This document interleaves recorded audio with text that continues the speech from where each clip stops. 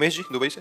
श्री हरिवंश महाराज जी, धन्यवाद। राधे राधे महाराज जी। महाराज जी, एक कृष्ण नाम से सर्व पाप क्षय हो जाता है, एक कृष्ण नाम लेते ही सारे पाप कर्म जल जाते हैं महाराज जी। तो पर उसका सिद्धांत है जो पुरानी मोटर होती है वो एक बार में स्टार्ट नहीं होती, नहीं ढर ढर ढर फिर किसी गर्म होते होते किसी उसमें स्टार्ट हो जाती। ऐसे ही बहुत जन्मों से बिगड़ैन मोटर हमारी है, मन बहुत बिगड़ैन है। एक बार जो नाम लिए हित सो होए अति दीन, शर्त है एक बार में। हित माने प्रेम, और अति दीन तृणादपि सुनीचेन, अपने को तृण से भी नीचा मानकर आर्त भाव से जीवी अति दीन होकर भगवान को पुकारा, एक बार में भगवान प्रकट हो जाएंगे, एक बार में भगवान पाप नष्ट कर देंगे। लेकिन शर्त है, एक बार जिन नाम ली हित सो होए अति दीन, ताको संग न छाणहि ध्रुव अपनो करनी। वो एक बार जब हम बहुत बार जपेंगे तो कभी ना कभी वो एक बार वाला कनेक्शन आ जाएगा, हमारा काम बन जाएगा। एक कृष्ण नाम से सर्व पाप नष्ट हो जाते हैं। लेकिन वो नाम पुकारने की जो पद्धति है वो हमारे अंदर नहीं है।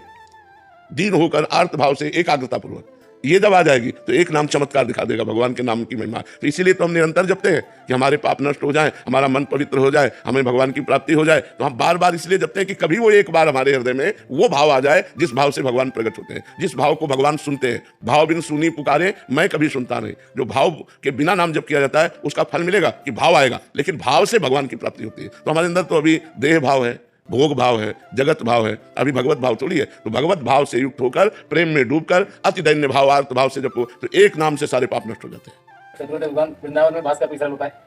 लाडली जी की कृपा, जिनको वृंदा विपिन है कृपा तिन्हि की होए, वृंदावन में तमें तो रहन पाइए सोए। रोजाना निवेदन कर रहे हैं आप?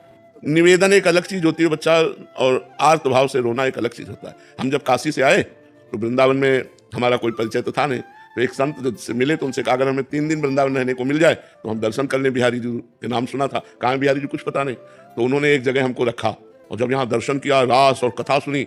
उस समय बड़े सिद्ध महापुरुष थे मथुरा दास जी, वो भक्तमाल की चर्चा करते थे, बड़े सिद्ध, वाणी से अमृत टपकता उनकी। अब तो मन रम गया, और जिस आश्रम में रखा वहाँ संत सेवा होती थी तो वहाँ हटाने का कोई नाम नहीं था। तो 2-3 महीने व्यतीत हो गए, लेकिन वहाँ वातावरण जो था वो आश्रम का था, और काशी में घाट में रहते एकांत वातावरण में, तो एकदम मन भागा कि एकांत मिलना चाहिए जिससे हम निरंतर भजन कर सकें। अब वहाँ एकांत हमारा कोई परिचय नहीं। तो मदन मोहन का टीला दिखा है, इस टीले पे चढ़ करके एकांत में दोपहर के समय खूब रोए भगवान से आर्त भाव से। 1 रुपया पास नहीं, एक व्यक्ति से परिचय नहीं, 1 इंच जगह नहीं, बिल्कुल अकिंचन ऐसे खूब रोए कि भगवान मुझे वृंदावन वास दे दो।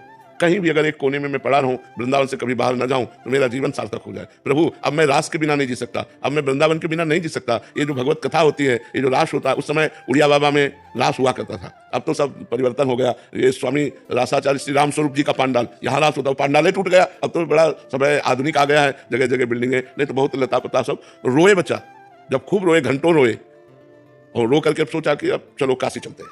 पुनः जैसा हमारा जीवन था, तो जो ही उतरे तो एक छोटी सी इतनी बड़ी लाली गौर वर्ण की हमारा चला पकड़ा, दोपहर का समय था, और बस ऐसे घूमने लगी चारों तरफ और बोले थे जाएगो बाबा जाएगो।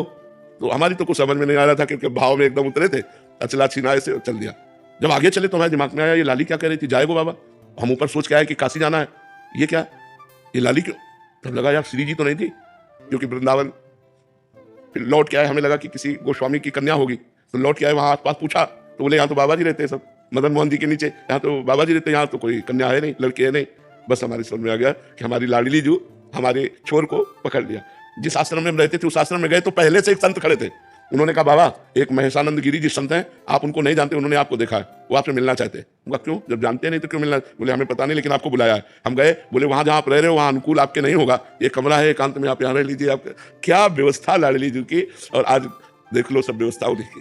तो यहाँ वृंदावन वास के लिए एकमात्र केवल रोना ही साधना है कि लाडली जो रीझ जाए और वो पास दे दे तो सब व्यवस्था बन जाए। यहाँ कोई धन बल से वृंदावन नहीं रह सकता, क्योंकि पास जब तक नहीं होगा तब तक वृंदावन वास नहीं होगा। विनय गोयल जी। राधे राधे महाराज जी। महाराज जी, दैनिक दिनचर्या में कई बार संशय होता है, दुविधा आती है, तो सही चेतना और मार्गदर्शन कैसे प्राप्त? अपने गुरु से अपनी दिनचर्या बनवा लेनी चाहिए। जो सांसारिक कार्य हैं उनकी दिनचर्या तो आपकी है कि आपको 8 बजे ऑफिस जाना है और शाम के 4 बजे वापस होना है, लेकिन जो हमारी ऑफिस जाने के पहले दिनचर्या भागवतिक होनी चाहिए, ऑफिस जाने के बाद की भागवतिक दिनचर्या होनी चाहिए। वो अपने गुरु से बनवा लेना, इतना पाठ, इतना भजन, ऐसे नियम, ऐसे धर्म, तो हमारा डाउट खत्म हो जाएगा। क्योंकि गुरु आज्ञा में डाउट नहीं होता। बिना ही विचार करी शुभ जानी। अगर गुरुदेव आज्ञा कर रहे हैं आप ऐसे करो, तो उसमें विचार की गुंजाइश नहीं। अगर विचार किया तो दोष है। गुरु आज्ञा में बिना विचार करके जैसा वो बोल रहे हैं वैसा किया जाए तो परम मंगल हो जाएगा। गुरु आज्ञा और उपदेश ही हमारे हर संशयों का नाश कर देगा। तो हमारी दिनचर्या में जो डाउट है उसको गुरु आज्ञा से निकाल देना चाहिए, संशय नहीं रखना चाहिए। अगर संशय बना रहेगा तो दृढ़ विश्वास नहीं आएगा, हमारी पूर्ण श्रद्धा नहीं होगी। संशयात्मा विनश्यति, अगर ज्यादा संशय बन जाए तो फिर विनाश की तरफ भी हमारी साधना नष्ट हो जाएगी, हमारी भावना नष्ट हो, हर बात में संशय होने लगेगा। ये मंत्र दिया पता नहीं इसमें कल्याण होगा कि नहीं, ये नाम दिया इससे कल्याण होगा, ये बात कह रहे थे पता नहीं इसमें कल्याण होगा। तो संशयात्मा विनश्यति, संशय का नाश कर देना चाहिए, नहीं संशय हमारा नाश कर देगा। अगर व्यवहारिक पक्ष हो तो ये काम करूं या ना करूं, या इसमें संशय आए तो जब साधना करोगे तो आपकी बुद्धि इतनी पवित्र होगी। वैसे तो हमने सबसे कहा है, चाहे जितना पापी पुरुष हो, जब वो पाप करने के लिए, गलत आचरण करने के लिए संकल्प करेगा, उसी समय अंदर से एक आवाज आती है सत्य की, तुम गलत हो, गलत जा रहे हो। अगर उस आवाज को मान लो तो किसी को उपदेश की जरूरत नहीं, अंदर एक परमात्मा बैठा हुआ सदगुरु रूप से, तो सबको उपदेश करता रहता है। कोई भी आप गलत कार्य करने जा रहे होगे तो आपको पहले अंदर से सदगुरु उपदेश करेगा, ये गलत है, फंस जाओगे, मारे जाओगे, दुर्गति होगी। लेकिन वो प्रमाद के कारण ध्यान नहीं देता और मनमानी आचरण कर लेता है। यदि आप भजन करोगे तो आप उस बात को मानोगे तो आपका गलत आचरण रुक जाएगा। प्रश्न ये है कि गुरु परंपरा जैसे आदरपात में वो फिर राधा रानी के बारे में भी जानते हैं, और जो जितने भी देवी देवता देवी हैं उनके रूप में जब जानते हैं, उनके बारे में सोचते हैं, तो जब बात आती है कि अद्वैतवाद सारे एक है, तो हमें अच्छा लगता है। जैसे मैं कभी देवी की उपासना कर रहा हूँ, कभी राधा रानी की उपासना कर रहा हूँ, काली की उपासना, कभी जैसे नवरात्र आता है तो सूर्य की पूजा करने का मन करता है, ऐसे राधा रानी के बारे में। प्रारंभ में सबकी यही उपासना होती है। अभी पीछे वाले बैच में भी बताया कि प्रारंभ में कोई हनुमान चालीसा पढ़ता है, शिव चालीसा पढ़ता है, राम रक्षा स्तोत्र पढ़ता है। प्रारंभ में सबकी साधना सार्वभौम होती है, क्योंकि सब भगवान उसे प्रिय लगते हैं। गणेश जी भी विराजमान है, लक्ष्मी जी भी विराजमान, सब। पर जब उपासना का रंग आएगा तो एक में आएगा, क्योंकि एक ही बहुश्यामा, वेद कहता है एको हम बहुश्यामा, एक अहम बहुश्यामा। वो परब्रह्म परमात्मा एक ही बहुत रूपों में व्याप्त है। तो जो उपासना कर रहे हो गलत तो है नहीं, क्योंकि सब रूपों में वही व्याप्त है, गलत नहीं है। पर जब प्रेम वाली बात आएगी तब फिर एक में होता है कि हमें माता जी से प्रेम है, हमें राधा रानी से प्रेम है, हमें हनुमान जी से प्रेम है, हमें राम जी से प्रेम है। जब प्रेम आता है तो प्रेम गलियत साकरी तामे दो न समाए, उसमें दो नहीं समाते, वो एक है और वो एक में लग जाता है। तो हमें चाहिए धीरे धीरे अपने मन को समेट कर किसी एक प्रभु के नाम रूप में लगा दे, तो फिर हमारा भजन जो है वो उन्नतिशील हो जाएगा। अभी क्या है कि हमारी कामनाएं हैं, तो जब जहाँ जैसा मनाया, तो अभी कोई आराधना का नियम तो है नहीं, कोई आराधना के प्रति आसक्ति भी नहीं है। जब जहाँ जैसे मनाया, ये प्रारंभिक भक्ति में होता है। आगे चल करके वो जब साधक ठीक से भजन करता है तो फिर समिट जाता है। प्रारंभ में हम भी ऐसे करते थे, देवी जी को जल चढ़ाना, शंकर जी को जल चढ़ाना, हनुमान चालीसा पढ़ना, शिव चालीसा पढ़ना, राम रक्षा स्तोत्र, गजेंद्र मोक्ष, गोपाल शास्त्र नाम, विष्णु शास्त्र, ये सब एक होता है ना। तो वो धीरे धीरे धीरे धीरे जा करके वो जब पूर्णता को प्राप्त होता है तब एक होता है और एक में आसक्त हो जाता है। जैसे मीरा जी कहते हैं ना, मेरे तो गिरधर गोपाल दूसरों ने कोई, ऐसे वो एक में स्थित हो जाता है। प्रारंभ वाला कोई निंदनीय नहीं है, क्योंकि एक ही परमात्मा तो बहुत रूपों में है। तो बहुत रूपों में भी जो आराधना कर रहा है वो एक ही परमात्मा की तो कर रहा है। वो जाने ना जाने, अपने तो जान रहे हैं ना कि बहुत रूपों में जो आराधना कर रहा है वो एक ही परमात्मा की कर रहा है, क्योंकि एक ही बहुत रूपों में है। और जब बहुत रूपों से मन पूर्ण होकर एक रूप में लग जाए तो उसे प्रेम कहते हैं। प्रेम में दो नहीं, एक प्रेम गलियत साकरिता में दो न समाए, एक होकर के जाया जाता है। समझ रहे हैं?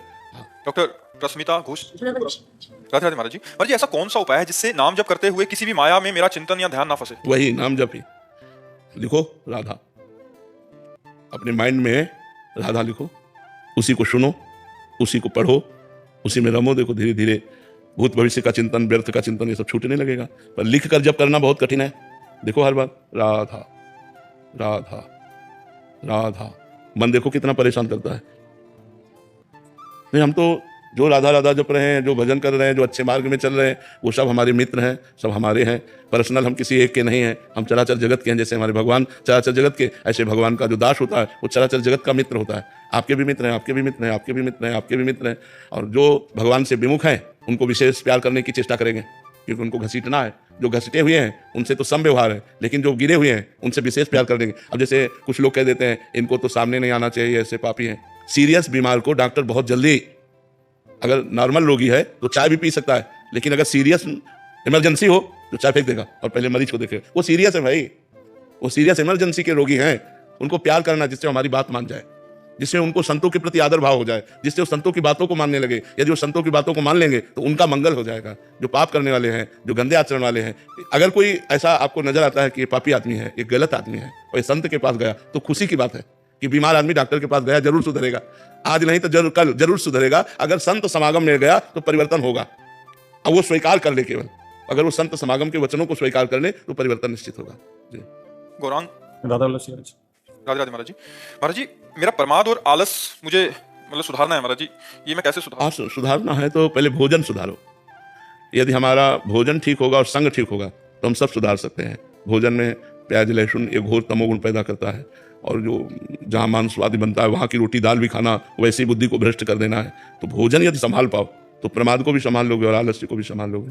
भोजन संभालो, भोजन को पहले अधिक भोजन मत करो, सात्विक भोजन करो, थोड़ा करो, मतलब जितने से काम चल जाए। वो शरीर पुष्टता बनाए रखेगा, ऐसा नहीं है। थोड़ा भोजन शरीर को हल्का रखता है, चेतना ऊर्जा शक्ति बढ़ती है। जब हम सात्विक भोजन भी अधिक पा लेते हैं तो हमारी ऊर्जा शक्ति उसके पचाने में लग जाती है, फिर भजन में मन नहीं लगता। भोजन सही तो भजन सही, भोजन गलत तो फिर भजन में मन नहीं लगेगा। पहले भोजन सुधारो, अपना आहार विहार संभालो। सुबह को थोड़ा नाश्ता ले लिया, दोपहर में थोड़ा पा लिया, रात्रि में थोड़ा पा लिया, शाम के 8 बजे तक पा लिया, बस। और नाम जप करो, और अधिक मात्रा में भोजन पाओगे, गंदा भोजन अपवित्र भोजन पाओगे तो प्रमाद और तमोगुण पैदा कर देगा। इसलिए पहले भोजन सुधारो, अल्प भोजन करो, थोड़ा भोजन करो, और देखो आप कितना आनंद आता है। सात्विक भोजन, सात्विक भोजन, थोड़ा भोजन, भूखे रहो थोड़ा, तो भोजन इतना पाओ कि आप 2 रोटी और पा सकते हैं, ऐसा भोजन पाओ तो भजन में मन लगे नहीं। अब जैसे दबा के खूब भोजन पा लिया तो फिर वो प्रमाद स्थिति आएगी, आलस्य आएगा ही। भोजन से ही हमारा आलस्य का संबंध है। अगर हम भोजन सही करें तो हमारा मन ठीक रहे। जैसा खाओ अन्न वैसा बने मन। अपवित्र आहार, अधिक आहार, तो असमय में आहार, बासी आहार, ये सब हम इसीलिए कहते हैं कि कोशिश करो कि आप लोग घर का भोजन पाओ, तुरंत ताज़ा बनाया और पा लिया। अब होटल में तो ताज़ा आपको कह के दिया जाता है, बनाने वाला कैसा है, उसका स्वभाव क्या है, उसकी पवित्रता क्या है, वो सब भोजन पर प्रभाव डालती है।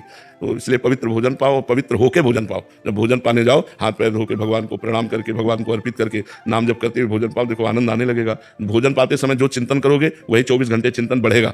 अगर आप गलत चिंतन करोगे तो गलत चिंतन बढ़ेगा, अच्छा चिंतन करोगे तो अच्छा चिंतन बढ़ेगा। इसलिए भोजन पाने के समय भगवान का चिंतन जरूर करना चाहिए, क्योंकि हमारी बुद्धि भगवान में लगे।